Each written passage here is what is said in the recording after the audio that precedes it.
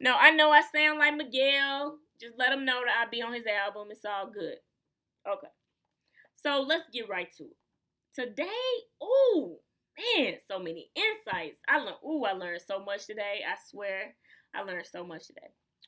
So, the first thing was this. So, I've been reading the book The Essential Self. I finished it today, right before I went to work. I finished it. And so, two major insights that I got from that book. Number one was only I can be the expert on me. And just like only you can be the expert on you. So the other thing with that goes along with that was the answers have been there all along. It was just a matter of me tapping into that. So everything that we need in order for us to be happy and for us to find what we're looking for is already inside of us. It's just a matter of tapping into it. So that was the first thing. And then the second thing, as you know, the book speaks to you have your inner music, which is your passion, your essence, and then you also have your noise, which is Sybil. So that's the voice that loves to give you all this encouragement and say all these great things. Yeah, definitely not. That's not Sybil. Sybil is the little negative voice that loves to say all these negative things to keep you down. Okay. So when it came down to your inner music, he said you have to select two words that bring you back to who you are, that speak to who you are, like when you are in your essence, when you are totally in your element. And so for me, my two words were empowerment and love. So empowerment to me because like I thought they had you think about times in your life when you felt the most in your element. And so for me, teaching was was one of those things because with teaching, it wasn't about teaching.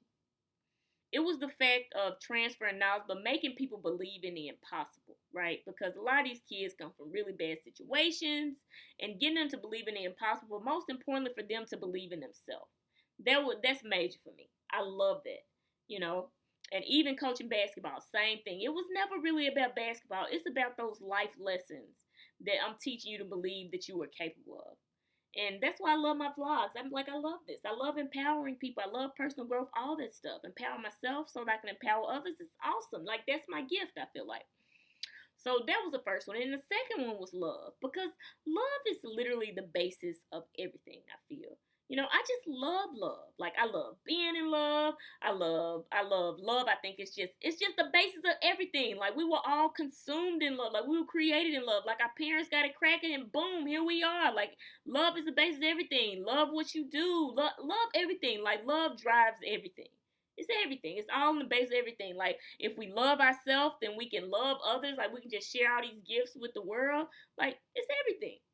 So those are my two words. I'm like super passionate about those two things. And then the second part was what is that one phrase that really gets you down? You know, that's what does Sybil really say to you? And the core of it all was I am not enough. You know? So it's almost like the imposter syndrome. So with the imposter syndrome, basically what it is you get to these high places. People give you all this great feedback, but you believe in your heart that you do not deserve the comment. You don't believe that you deserve to be in the room with all the executives, whatever. But you feel like you just do not deserve to be there. Be like, oh, I'm just a fake. I'm an imposter. I shouldn't even be here. You know, I don't deserve to be in this relationship. I don't deserve anything. I just don't deserve. That's the space you live in. So that's the essence of Sybil. That's what she says to me sometimes. Be like, oh, you all this negative. So, but really, truly, what it comes down to is her saying, I'm not enough. But what the book speaks to is you have to go back to those two words because that's the truth of who you are. That's the truth. Um, and Sybil is not. Okay? So, that was the first thing. The essential self, two words, one phrase. So I would challenge you to think about what your two words and one phrase are. What are the two things that give you passion, and what is the one word that or the one phrase that just that little syllable, that little negative voice. Okay, so that was the first thing. Now the second thing was intrinsic value. Because I say intrinsic value because Sybil tried to comfort me today. She tried to comfort me. And so a miracle happened. I'm gonna thank Sybil today. A miracle happened because Marianne Williamson says a miracle is in any moment a miracle can happen because you have a choice between um, fear and love, and you choose love, right? So anytime you choose love over fear, that's a miracle. So a miracle happened today because Sybil was ready to come for me, and we were about to go at it, but instead I made a different choice. I chose love. I said, wait a minute. Wait a minute. So you sitting here acting like you are not worth anything. You're acting like, like you're not good enough. Let's make a different choice. And so I chose love.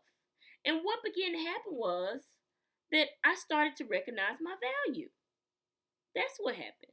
I started to realize that I'm actually worth something. Like I'm starting to believe that for myself, and that's so different. It is majorly different because when I look back on it, I was like, wait a minute. I said a lot of decisions that I've made or a lot of things that I've done have been on the basis of a person with like not high self esteem, someone who does not value themselves, someone's not that doesn't feel that they are worthy, because like minimizing your own feelings, stuff like that. And I realized, like in that moment, I chose love, and I said, wait a minute, I'm valuable. And so now that I'm starting to feel this way, the most important thing for me now is alignment. It's alignment. And so when I say alignment, is that I can no longer do things, and that's anybody I deal with, anybody, anything, comments, all of that. I can no longer do things that compromise my value or things in which I feel unworthy. I can't do it no more. Like, it's literally like I feel like in this very moment, like this very moment right now, like I think it would hurt too bad for me to even go back to my old patterns of devaluing myself. I can't even do it. So to be in a space where I'm beginning to understand my value, it's really a beautiful thing. I mean, it's really amazing, and it feels good. It feels really good. I mean, I know it's not going to be easy because I'm sure there are going to be challenges and moments, but really, I'm so willing to say to myself now, when it come down to it, I will choose me every time, 100%, without question. I will always choose me because I'm all I got at the end of the day. So that's a big statement for me, huge, because I'm starting to understand my value. And so the next thing, as I said, was alignment. I gotta choose me every single time. You know what I'm saying? And if I choose something differently, it's gonna be a conscious decision. But at the end of the day, it's a decision that I'm gonna make. So yes, those are my two big takeaways. And then the third thing was I was listening to my guy, Dr. Glover. And Dr. Glover is all about the recovery from the nice guy syndrome. So, yes, that's one of the things. And the nice guy syndrome is about approval seeking behavior, always doing approval seeking things. So, I love to listen to him. He's fabulous. So, one of the things he was talking about today was creating your great cake of a life, right? So, because I look back and I reflect and I say, am I really living the type of life that I want? Full of passion, living life passionately, hobbies, things like that. Yeah, and I think sometimes I work so hard that I don't include that element, but I understand that's very important. So now I'm focusing on creating my great cake of a life. And the first thing I did today was I wrote me a bucket list. I started about 20 things that I want to do, and I'm gonna set an intention and I'm gonna do them. So um, that was the third thing. So I started focusing and trying to find things that I would find interesting to do, creating me a bucket list of things to try, because I think that's also another way in which we discover what we like and what we don't like as well. So, yeah. So, in summary, my three big takeaways. Number one, the essential self. You are the expert of you. That's the first thing. And then, secondly, the second part of that is what are your two words and your one phrase? Your two words, what are the things that give you passion? And your one phrase, what is that? What is Sybil, or what does that little negative voice say? What does that little negative voice or that noise speak to you and say? And then the second thing is the importance of intrinsic value, discovering your intrinsic value. And so with intrinsic value, there is nothing outside of you that can give you value. And that's how I'm starting to feel. Like, nobody can give me what I can give me. in a sense. You know what I'm saying? Like as far as like value, things like that. That's yeah. And so then the other part of that is that, or at least I discovered, we can no longer do things that compromise our value. Can't do it. Can't do it. And then thirdly, the bucket list. So starting to figure out how to create and create a great cake of a life. That's what we at. So that was my day in a nutshell. Just some food for thought, things to think about. The importance of value, and also your two words and your one phrase, right?